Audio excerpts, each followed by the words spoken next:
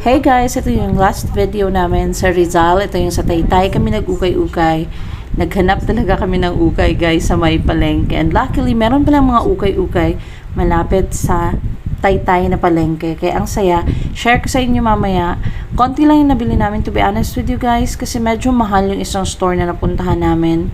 But I'm still excited. Ito yung palengke ng Taytay. Dito kami unang pumunta or pumasok. And normally, kapag nag-uukay-ukay ako and hindi ko alam kung saan yung ukay-ukay na mga pupuntahan, pupunta ako ng palengke first. Ang ganda ng mga top na to. Look at that. Ang ganda ng quality nun, guys. So, nandito kami ngayon. So, parang Changi siya. And in fairness, ang dami palang tao dito kahit hapon na. Ang saya. Ayan o, cute na cute ako sa mga yan. Ito naman yung first ukay na pinuntahan namin. Ito yung naka-sale, yung mga pieces dito. Hindi na ganun kagaganda. But I was able to score a few skirts, which I'm excited to show you. 3 for 100 yung mga skirts dito. Namimiss ko na makabili ng magagandang skirts, guys. Kaya baka mag-uukay ako soon. Sa Metro Manila naman. Kasi meron ako mga pinupuntahan na ukay talaga na binibilhan ko ng skirt. But today, ito yung ukay na naka-sale. 3 for 100 most pieces. Meron din dito mga 100 plus, ganon.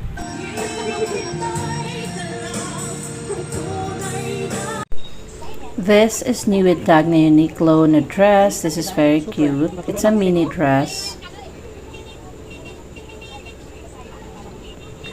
And this one, I also love this. This is linen. Excellent condition. Plus size siya, which I love. And then this dress na V-neck. Magkakatabi lang yung ukay dito malapit sa palengke, guys. And in fairness, nalalaki ng mga ukay-ukay nila dito. Nagkataon lang na yung isang ukay na pinuntahan namin dito is naka-new arrival pa siya. So, sobrang mahal ng mga items. Parang isang ukay lang yung naka-super sale. Kaso, konti na lang din yung items na meron. Kaya, from this ukay, konti lang yung nabili namin. So, ito yung mga ukay-ukay. This is huge, guys. Sobrang daming damit. So, 130 pesos yung pinaka-cheapest sa ukay na to. Ganyan yung mga price niya. Meron dito mga denim pants. They have a lot of dresses. Wala akong masyadong nakitang skirts. They have a lot of tops as well. Ganyan siya kalaki. Kaya lang medyo mahal lang talaga yung pieces niya.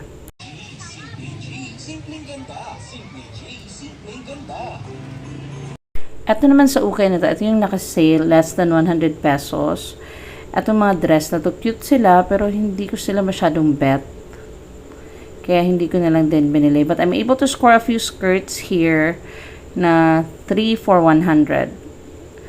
Mga pencil skirt siya, wala sila dito mga midi or maxi skirt. Tamis ko na mag-ukay-ukay ng maraming skirt. So, hopefully soon, makabalik ako sa mga ukay na lagi kong pinupuntahan sa Manila kasi na-miss ko na talaga mag-ukay-ukay ng madaming skirts and I need to add more skirts sa inventory ko. But for this ukay, 3 for 100 lang siya. Mga 7 pirasong skirts yung nabili ko dito. Nag-check din pala ako dito ng mga men's polo. Unfortunately, wala rin akong nabili.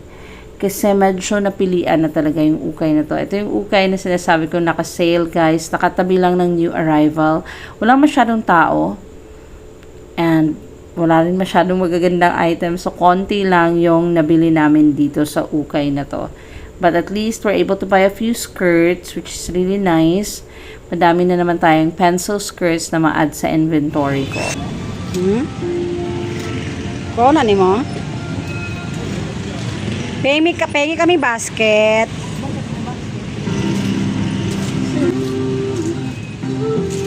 At guys, kung napansin niyo, yung kaibigan ko nang hingi ng basket, akala niya kasi lahat ng ukay-ukay, merong ganon. Katulad ng mga naunang ukay namin na napuntahan. Dito wala pong basket na pinoprovide, kaya tawang-tawa ako kasi nagulat yung tendero.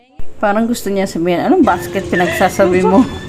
Medyo late na to, parang late afternoon na, paggabi na at pagod na kami at gutom na. So, after this, maghahanap kami na yung kaldereta. May nakita kasi kami kanina na parang kaldereta na kambing. So after this, after checking dito sa rock na to, aalis na kami sa ukay na to guys, at least sasama namin kayo dun sa kakainan namin. Siguro sobrang tagal na nung last akong kumain ng kambing, but for now, nag-i-enjoy pa ako dito sa rack na to. Konti na lang naman yung skirts dito. But again, I was able to score a few skirts na 35 pesos each or 3 for 100.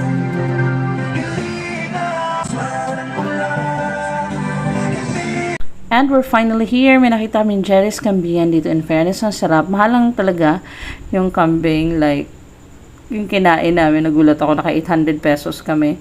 But, I'm so glad kasi sobrang na-miss ko to. It's been like more than 10 years nung last na kumain ako dito.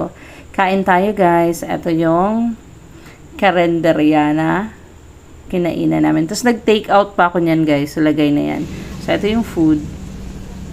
And if you haven't subscribed to my channel yet and you love Ukay Ukay, don't forget to like and subscribe.